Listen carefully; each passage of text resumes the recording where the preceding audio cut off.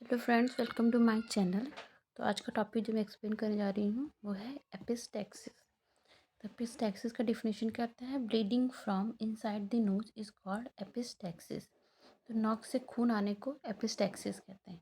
It is Fairlie common and is seen in all age group, children, adult and old people.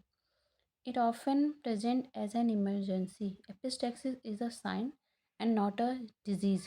तो epistaxis एक तरह का emergency sign है और disease नहीं है कहने का मतलब। कॉजेज ऑफ एपिस्टैक्सिस दे में बी डिवाइडेड इनटू, पहला है लोकल इन द नोज और नेजोफेरिंग, सेकेंड जनरल और थर्ड आइडियोपैथिक। लोकल कॉजेज में है पहला नोज़। नोज़ क्या क्या कॉज है नाक से खून आने का? पहला ट्रॉमा, फिंगर नील ट्रॉमा, मतलब अंगुली के नाखून से जो चोट लग जाती है उसकी वजह से। Injuries of nose, intra nasal skull, fracture of middle third of face and base of skull, hard blowing of nose and violent sneeze. Second है इन्फेक्शंस। पहला है एक्यूट इन्फेक्शन में क्या है? Viral rhinitis, nasal diphtheria, acute sinusitis. Chronic infection क्या है? All crust forming disease, example atrophic rhinitis sicca and tuberculosis. फिर है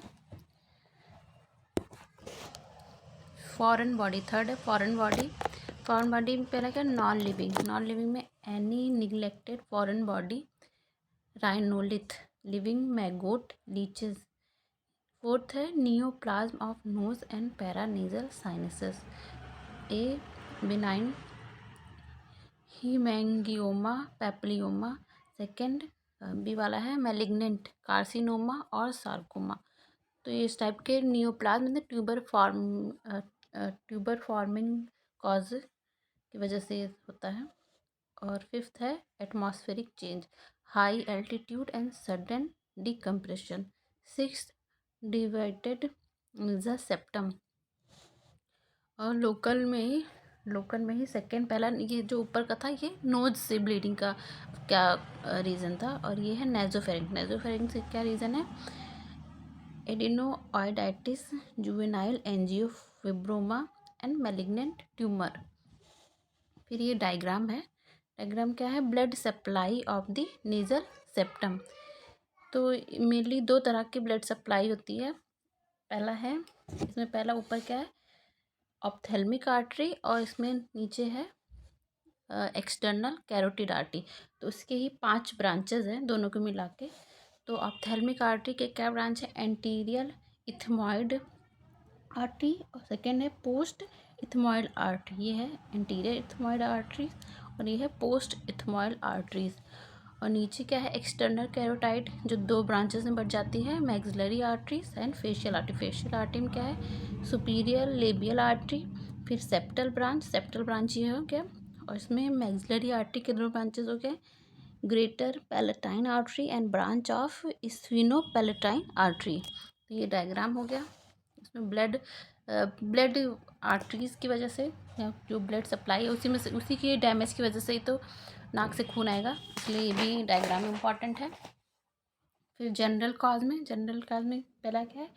कार्डियोवैस्कुलर सिस्टम है hypertension, pregnancy, arteriosclerosis, disorder of blood and blood vessel. Third है liver disease, hepatic cirrhosis, kidney disease, chronic nephritis. Fifth drug. Sixth है mediastinum compression, tumour of mediastinal. Seventh acute general infection, influenza, measles, chicken pox, whooping cough, typhoid, malaria, pneumonia. Eighth है vicarious menstruation, epistaxis occurring at the time of menstruation. जो menstruation के time वक्त जो नाक से खून निकलता है उसको कहते हैं विकेरियस मेंस्ट्रुएशन। फोर्थ है, तो थर्ड रीजन जो है वो idiopathic. Cause of epistaxis is not clear, मतलब किस वजह से खून निकलता है इसका कोई कॉज पता नहीं है। साइट कौन कौन से रीजन है जहाँ से ब्लड की ब्लीडिंग होती है? पहला है लिटर्स एरिया, वो आप डायग्राम में देख लेंगे। लिटर्स एरिया 90% एरिया, 90% मतलब जो ब्लड निकलता है 90% टाइम इसी एरिया से निकलता है। सेकेंड है above the level of middle turbinate. Third है below the level of middle turbinate. And fourth है posterior part of nasal cavity. Fifth diffuse. Sixth नेजोफेरिंक्स।